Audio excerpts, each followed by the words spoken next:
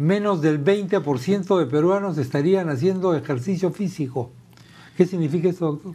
Significa que definitivamente en nuestro país hay una poca promoción de la actividad física y también hay un poco interés por parte de la población de practicarlo. Las escuelas de educación física en el país son limitadas en cuanto a al nivel de universidades, ¿no? Estábamos el otro día haciendo un repaso y hay menos de 10 escuelas de educación física en todo el país.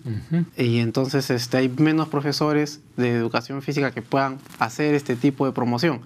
Inclusive en los mismos gimnasios comerciales, quienes enseñan no son profesores de educación física. Entonces, básicamente creo que se debe a ese tipo de cosas. Estamos dentro del concepto de lo que se llama el deportista y el fin de semana. Entonces, normalmente lo que hacemos es dejamos de hacer actividad física durante la semana y el fin de semana decimos 2 horas intensas porque tengo que quemar todas las calorías de la semana que estuve sentado, que estuve trabajando, que estuve en el auto. Y esto en realidad no ayuda. Está demostrado que es mejor hacer 30 minutos cada día 30 minutos. Durante 5 días, que serían unas 3 horas, hacer esas 3 horas juntas el fin de semana. Depende de la edad, depende de la condición física, depende si la persona tiene algún problema de salud, si no tiene algún problema de salud.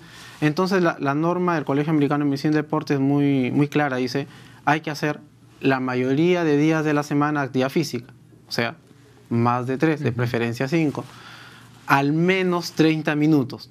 Si podemos irnos hasta la hora, mucho mejor. ¿Cuál es la bondad?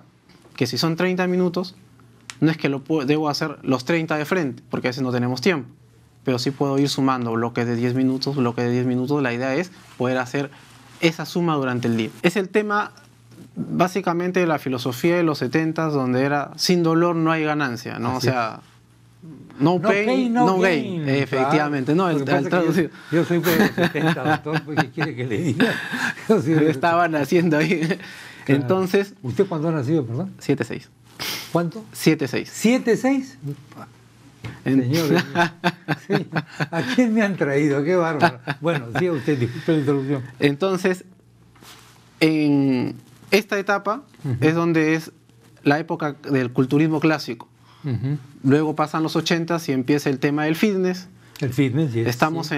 Pasamos el milenio y estamos en la etapa del wellness, o sea, el ir hacia la salud, hacia el bienestar. Entonces, volviendo hacia, si no hay dolor, no hay ganancia. Okay.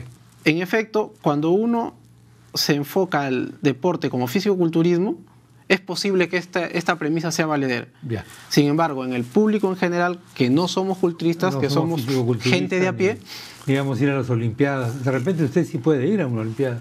Tal vez asesorando, no participando. Yo no. Entonces, en la mayoría de personas comunes como nosotros, claro, es hacer el ejercicio de manera progresiva. Claro. El dolor es una indicación de que nos estamos sobrepasando. Sobrepasando un poquito, claro. Entonces, la idea es no llegar hasta el dolor, no llegar hasta el agotamiento si recién estamos empezando. Ahora, hay dolores típicos para algunas personas, depende del ejercicio que hace, ¿no?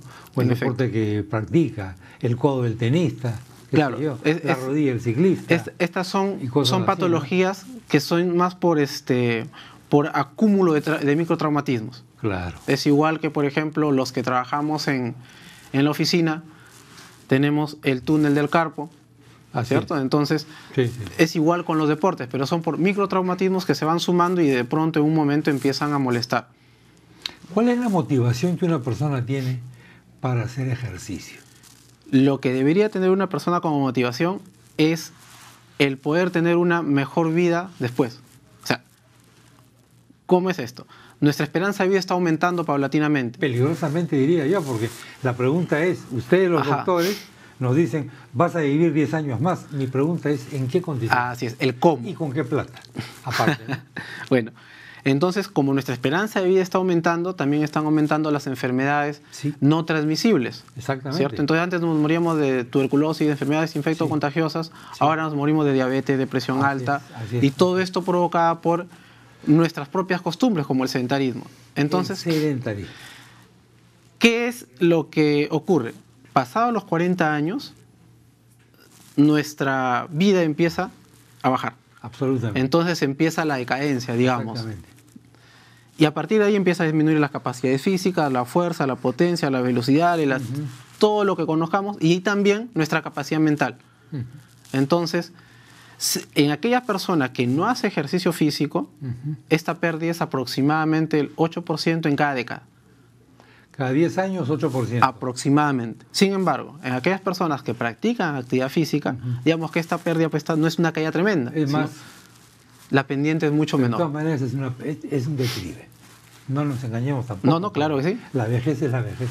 Y contra eso no podemos. Pero a donde sí podemos hacer es que tenga una vejez más saludable, que sea menos dependiente, ¿no? Eso es terrible.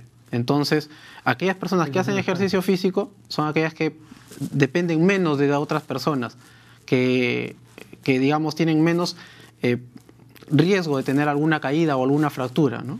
No se enseña esto mucho en los colegios, tengo la impresión, a los chicos. No se les explica esto a los muchachos. Sí, es por lo que le decía, tenemos una deficiencia en profesores de educación física en todo el país, ¿no? Tremendo. A nivel nacional, ya imagino cómo será en otras ciudades. Ahora, las motivaciones pueden ser múltiples, ¿no? Yo, por ejemplo, hago ejercicio efectivamente, pero mis motivaciones de repente no son muy saludables. Yo quiero probarme de mí mismo de que lo puedo hacer, digamos. Claro. En otras palabras, lo mío es una lucha contra la vejez. Pero por supuesto, por ejemplo, esto lo vemos nosotros en personas que son, por ejemplo, operadas del corazón. Claro. Entonces, tienen una cirugía cardíaca y el problema es que cuando sale la cirugía, normalmente sale con el temor, ¿qué hago ahora? Porque si me paso, me puede dar otro infarto. Sí. Y como ya la vi cerca, entonces... El equilibrio es complicado. Es más complicado. Pero ¿qué ocurre cuando esas personas van de la mano con el especialista y hacen la primera etapa de rehabilitación cardíaca, hacen la segunda, hacen la tercera y luego van a la casa? Cuando empiezan a hacer las actividades por sí mismos, cuando empiezan a hacer cosas que antes ellos hacían, como por ejemplo, desde algo muy sencillo, como clavar un clavo, subir la escalera.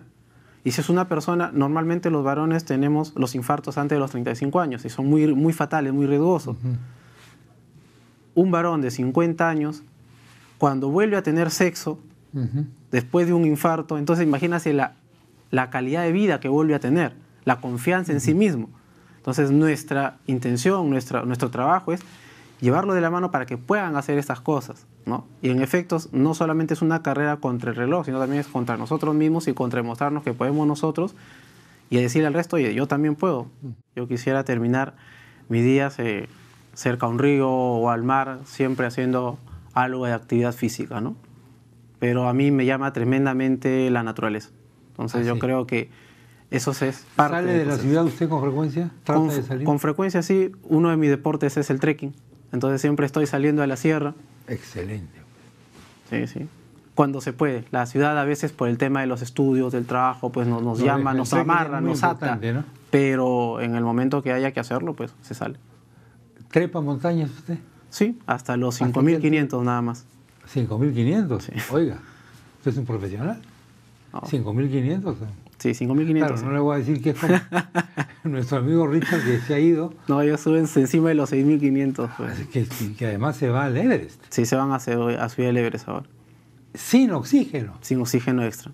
Se llama sin oxígeno suplementario. ¿Qué opina usted? Bueno, sin oxígeno suplementario.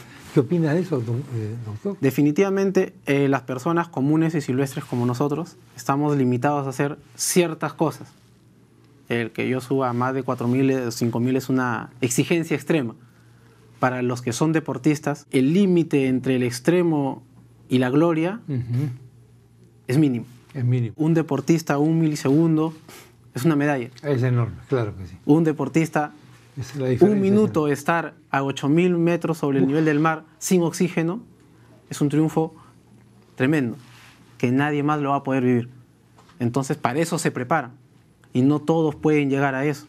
Tenemos nosotros acá varias integrantes del grupo Perú 8000, Perú 8000, sí. ¿no? Que han hecho varios intentos también y algunos no lo han podido lograr. Algunos tremendos, ¿no? han perdido parte de sus extremidades. Entonces, un deportista es una persona que se va al límite. Es un deportista, como decía uno de nuestros profesores, no es una persona normal. Un deportista es otro tipo de personas y por eso come diferente, duerme diferente y paréntesis, eso también es algo que en nuestro país nos falta. Algunos de nuestros deportistas, que son las lumbreras, creen que en su vida personal deben ser como las personas comunes. Y es allí donde los perdemos. No es posible eso. Así eso no es posible. Ciclovías. Necesitamos, ¿no? Necesitamos, pero ya estamos, yo creo que avanzando un poco porque las municipalidades se están apoyando. Quisiéramos ser pues como Curitiba en Brasil, en donde un alcalde se puso realmente las pilas, la energía suficiente y transformó una ciudad de cemento en una ciudad verde. Nosotros tenemos algunos circuitos en algunas municipalidades que nos ayudan a practicar ejercicio físico. En algunas ciudades como Cajamarca también tienen un sendero donde se puede correr. Lamentablemente en Trujillo, en mi ciudad, no tenemos algo parecido. De pura cepa. Entonces no tenemos algo parecido, pero estamos ahí pues con las autoridades para que puedan proponer a la ciudad, a la población, espacios públicos que sean seguros. Porque uno de los riesgos de las personas para hacer ejercicio físico es: me van a atropellar, me van a asaltar. Claro, peligro de muerte. Entonces, ¿cómo puedo mandar yo a mis niños con los patines? Sí, claro. Si no sé si van a regresar vivos. ¿Cómo se le inculca esto a un niño? ¿Por el ejemplo? Por el ejemplo es uno, y lo otro es no limitándolos. Normalmente los chicos tienen mucha energía. Tienen la energía que le falta a aquellos que pasan los 40. Y si queremos tranquilizar lo que hacemos, le ponemos el juego de video. Letal. Entonces siéntate y no molestes. Puro. Veneno puro. Veneno. ¿Y cómo los premiamos? Con comida chatarra. ¿Te has sacado 20? Vamos al X lugar. A comer un balde de grasa. Como decía también otro profesor. ¿Por qué la grasa es tan rica, doctor? Hay elementos que dan sabor a las comidas, que son la grasa y la sal. Claro. Y son los que producen presión alta y colesterol, ¿no? Entonces, ¿por qué? Porque estos son los que mejoran la palatabilidad, ¿no? Esto es, estimulan las células sensitivas en la lengua, ¿no? El sentido del gusto. Tremendo, tremendo. Y por la boca ¿Tiene hijos? A uno. ¿Qué ejercicio hace con él? ¿Qué ejercicio hace con...? No. ¿Qué ejercicio, cuando los tenga, qué ejercicio haría con ellos? Empezamos por la natación. Yo tengo una sobrinita de 1 año y medio. Ya. Y cada vez que estoy con ella me meto al agua a la piscina. Ya. ¿No? Entonces, crea la confianza. El niño hace el ejercicio físico. Los niños empiezan, tienen más instinto para el tema del agua.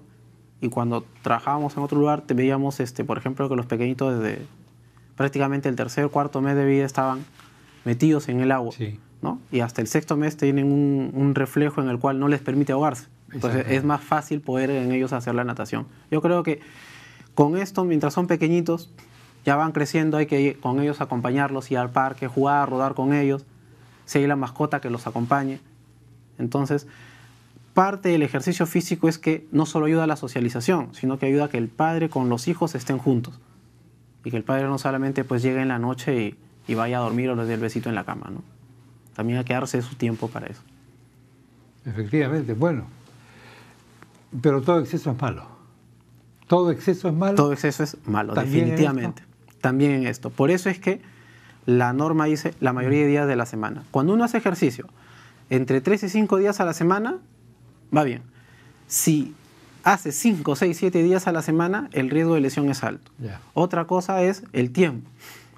Entre 30 minutos hasta 90 minutos. En algunos momentos, por ejemplo, hay personas que van al gimnasio y dicen: yo pago mi plata y quiero estar de las 6 de la mañana hasta luego que se en el gimnasio. Ya. Que se escale el IGB, ¿no? ¿Qué hacemos nosotros? Interesante. Hay que decirle: no, por favor, esto te va a hacer daño. ¿Has tomado desayuno? ¿Has almorzado? ¿Te has hidratado? No. ¿Quieres entrenar? Sí. Vaya a la casa, coma y si quieres regresa. O sea, yo no te voy a votar, estás pagando tu membresía. Pero hazlo adecuadamente. Entonces, hacia arriba es malo y hacia abajo es malo también. Tenemos que irnos en los promedios, en lo que las recomendaciones internacionales nos mandan. Doctor Leonel Lozano, muchas gracias. Gracias Muy amable. Gracias por la invitación y los...